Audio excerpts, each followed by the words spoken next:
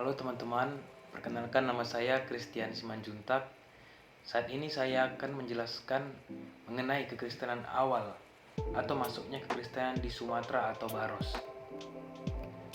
Teman-teman, perlu kita ketahui bersama bahwa masuknya kekristenan ke Sumatera itu melalui jalur perdagangan. Teman-teman bisa melihat gambar jalur perdagangan antara Kekaisaran Romawi dan India pada abad pertama Masehi. Selama abad keempat, orang-orang Kristen Persia menghidupkan kembali gereja apostolik dengan mendirikan komunitas migran baru di pantai India. Orang-orang Kristen di India Selatan atau sering disebut sebagai Nestorian berhubungan erat dengan gereja Mesopotamia dan Persia serta gereja Barat. Nah, komunitas mereka berfungsi sebagai basis atau titik transit bagi orang Kristen yang pergi lebih jauh ke timur. Teman-teman, berikut gambar peta ataupun jalur ekspansi kekristenan ke timur sekitar abad pertama dan kedua.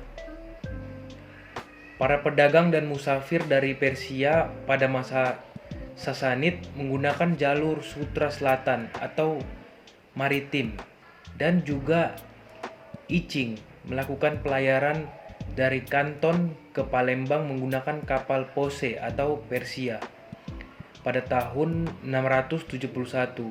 Selain itu, beberapa biarawan Persia berlayar bersama dengan pedagang Kristen ke India karena gereja Persia sering mengalami penganiayaan yang kejam. Kemudian terdapat sebuah penelitian yang mengungkapkan bahwa Rasul Thomas pergi ke India untuk mengabarkan Injil. Perjalanan Rasul Thomas ke India diawali dengan rapatnya para rasul-rasul di Yerusalem dengan membagi tugas dan tempat untuk mengabarkan Injil ke wilayah dan daerah lain selain dari India tersebut. Kita dapat melihat gambar bagian kiri atas, yaitu salib Santo Thomas di gereja Saint Thomas Mount dekat Madras atau India dengan tulisan Pahlawi dari abad ke-6. Kemudian gambar bagian kiri bawah yaitu makam Santo Thomas di Mylapore. Lalu gambar bagian kanan yaitu makam Santo Thomas pada tahun 1523. Pada tahun 1291 sampai 1319, Ebed Jesus dari Nisibis menyebut Dabak sebagai distrik seorang uskup. Pada tahun 1347, J.D. Marignoli baik itu di Istana Ratu Majapahit maupun di Palembang bertemu beberapa orang-orang Kristen lokal.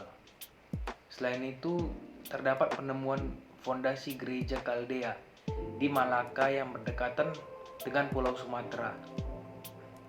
Pada tahun 1503, uskup keliling ditunjuk oleh Elias ke Dabak, Sin dan Masin atau Cina.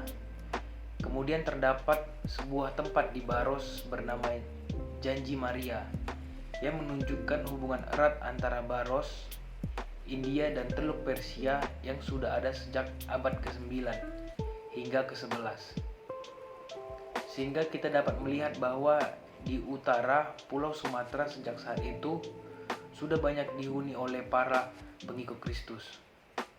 Demikian teman-teman penjelasan saya mengenai kekristenan awal di Sumatera atau Baros. Semoga teman-teman dapat mengerti dan memahami. Terima kasih, Tuhan memberkati.